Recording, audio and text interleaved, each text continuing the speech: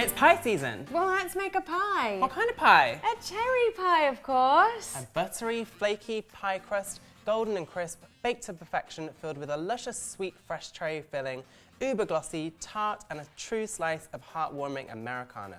Sounds delicious. Now there's two things we need to make, pastry and filling. I am going to make the pastry first, and I'm going to do that in my food processor, starting with 380 grams of plain flour, 3/4 teaspoon of sea salt, and 255 grams of chopped unsalted butter that I actually put in the freezer for 10 minutes to prevent it from warming up and melting. It's super important that the pastry stays as cold as possible for maximum crispy flakiness. I'm going to pulse this about 8 to 10 times until the butter is broken up only enough to form large nuggets. Now it is time to bind the mixture together, and I'm going to do that with 1 tablespoon of cider vinegar and 7 to 8.5 tablespoons of very cold water. I put ice in my water just to keep it as cold as possible, and I'm starting with 7 tablespoons and we'll see how it gets on. Give it another 5 to 6 pulses in the food processor, and then grab a handful of pastry and squish it together. If it crumbles like mine does, add the remaining 1.5 tablespoons of cold water. Give it a final few pulses and the mixture should now squish together nicely. Dip it all out onto a clean surface and start bringing it together with your hands. You'll see how there are still some nice big nuggets of butter in there. These buttery lumps will make for the most flaky pie crust ever. Give the pastry a very short knead just to form it into one ball. Add some flour to your surface if it's a bit sticky. Don't overwork it though. Activating the gluten will result in chewy pastry. I'm going to divide my pastry into 1/3 and 2/3 portions, approximately 250 grams for the lettuce and 500 grams for the pie case. Form these both into discs and wrap them up in cling film. And these are now going to go into the fridge, preferably overnight, but 2 hours at an absolute minimum. And I'm going to start making the cherry filling because it needs to cool down completely before we put it into the pie. So I've got a kilogram here of fresh cherries. Tip them all into a large saucepan along with 60 grams of light brown sugar, the juice of half a lemon, and I set this over a medium-high heat for 5 to 6 minutes until the cherries are bubbling away. You'll see the sugar has pulled a substantial amount of the liquid out of the cherries, and next I'm adding 65 grams of caster sugar, a 1/4 teaspoon of salt, a 1/4 teaspoon of almond extract, which will add more depth of flavour, and also 3/4 teaspoon of good quality vanilla extract.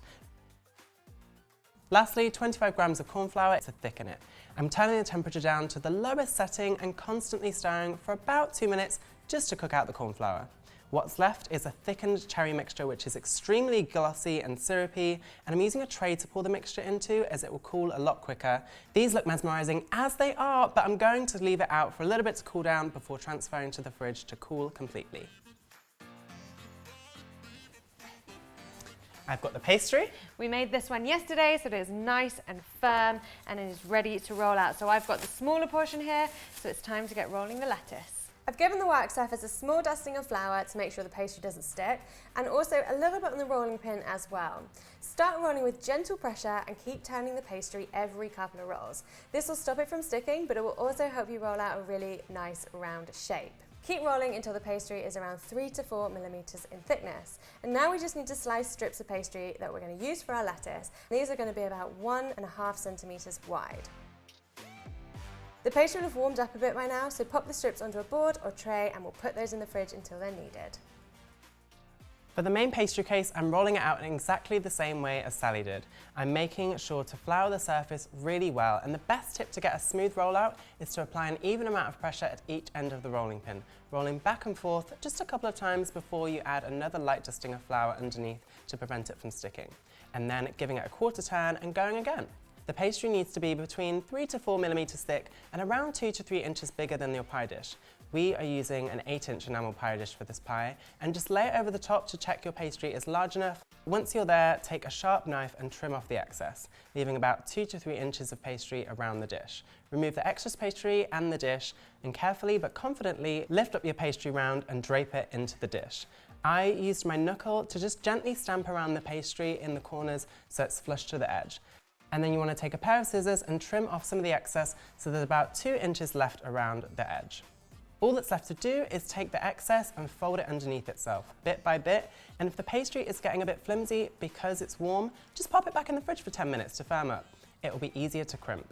And crimping is easier than you think. Just use your finger or your knuckle on one hand to push the pastry in between the space of your thumb and finger on your other hand. Repeat this all the way around the pie to create a beautiful design to finish your pie. I am so excited. Filling looks good, very shiny. So delicious and glossy. I want to eat it like that, but we need to make it into a pie. It's gonna be pie, girl. Yeah. Right, now we just need to fill up our pie and get our lattice on top. Once the filling is all in, spread it out with a spatula and press it down gently to compact it. Now, for the lattice, start by placing 5 strips of pastry across the top of the cherry pie filling, leaving about 1 centimetre between them so that the beautiful filling is still visible, and this is going to bubble up through the pastry when it's baking. Fold each of these strips back on themselves about halfway and place a new strip of pastry below them. We need to weave this pastry between the 5 strips, so going under one piece and over the next. Working from the inside out, repeat this process, weaving in 1 piece of pastry at a time, alternating the unders and the overs from the previous piece that you wove in. Now just keep going until you have covered the whole of the top of the pie. Whatever happens, whatever your pie looks like, it is going to taste absolutely delicious. Grab some scissors and cut off any excess pastry so that the strips line up with the edge of the pie. Fold over the ends just to neaten it up a little bit and then gently push them into the crimped pie case. To make it golden brown and shiny once baked, we're glazing it with 1 egg and a dash of milk, about 1 tablespoon. Whisk it together and use a pastry brush to just coat the lattice part of the pie. We left the crimped edge just in case it starts to burn in the oven, as it's a bit more raised than the lattice and it might catch. We're going to bake this in a preheated oven at 190 degrees fan for 55 minutes to 1 hour, but we'll check it at 45 minutes. After 1 hour, our pie has baked. It's lovely and crispy and golden and the cherries are bubbling up, so we need to let it cool down.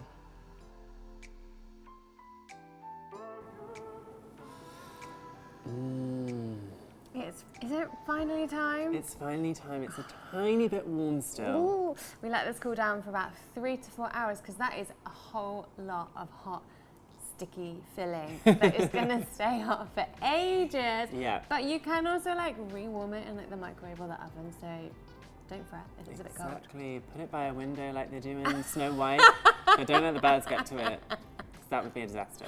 You're such a weirdo. Serve me some pie already. Okay, well we've got ice cream to go with it too, but we're going to get slicing. I'm going to cut some big old slices of pie.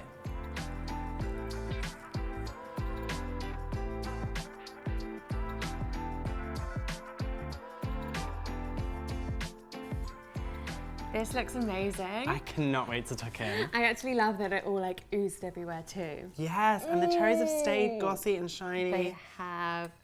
A bit of vanilla ice cream, hang on. Oh no, it fell off. I mean, they taste great just on their own. They're so sticky and sweet. I love it because there's just a little bit of bite to them too. Like it's not like total slushy mushy. Yeah, and I love it. amount of sugar. I just got like a tart tanginess in the back of my mouth from the cherries, and the pastry is so buttery. It's delicious. Look at that. Like, so good and flaky. Really good. Love it. Oh man, this is so good. Really good. It is officially pie season, people. Time to get cozy. Start making pies. Totally. Let us know what your favourite pie is, because we say this every year that we want to make more pies, but we actually do. We do, we do. So chat to us in the comments box below. We'll be there when this video goes live.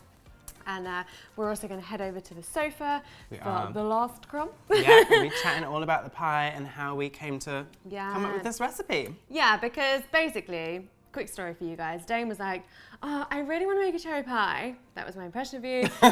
And then he went on holiday for a week and I was like, okay, cool, I guess I'll develop a cherry pie for you. She's sending me pictures. I got updates. You did. You'll see them in the last crumb. So if you want to see a little bit more, then join us over on our Bake Lab, which is at patreon.com/Cupcake Jemma. Yep, and you'll be back next week with a cake video, right? Yes, a cake trend. It feels like ages since we've done like cool decoration stuff. Definitely. It is for the comic cake trend, which I am obsessed with. So make sure you are subscribed to our channel. Click the link below, and if you like this video, then please give it a thumbs up because it really, really helps us out. It does. Well, we're going to carry on eating this over there, so make sure you join us, and we'll see you next time. See you later. Bye. Come on.